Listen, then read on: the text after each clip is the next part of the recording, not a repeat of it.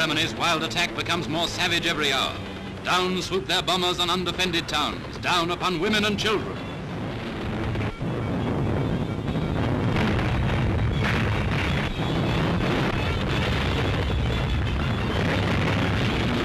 From houses burning and houses wrecked, the march of the refugees continues.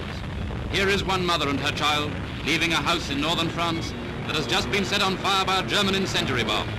And she is only one of tens of thousands fleeing before the horror of the mad beast of Europe.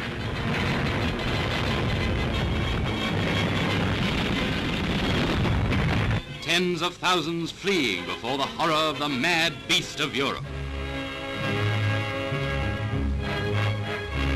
Some of them are so worn out they can no longer continue. We and our allies know well the challenge we are facing. We know that we are fighting to stop the march of destruction.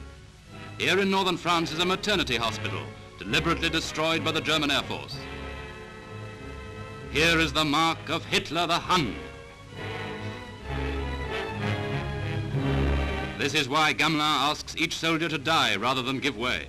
Why Churchill speaks of blood and toil and tears and sweat. Why Renault tells France, our lives count for nothing. Through a situation that is changing every hour, as we of Pathé Gazette try to bring you the truth without fear, we know that we are watching the greatest battle in the history of the world. What can we at home do while it still rages? It is in our factories and our homes that we must support the men at the front. They fight gallantly. They show 10 times the courage of the enemy. But without tanks and planes and guns, which we must make and pay for, all their courage is of no avail. They must have more and more of the weapons they use so well. They let nothing fall into enemy hands. Here is one of the Belgian bridges blown up to stem the German advance.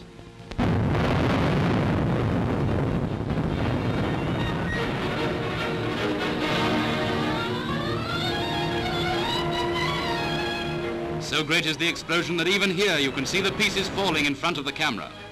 Our cameraman and every other is risking his life to bring you the news. Belgian troops return from the front, worn out by the struggle. Our men have taken their place. They will contest every inch. Remember the words of Haig in 1918. With our backs to the wall, believing in the justice of our cause, each one of us must fight on to the end.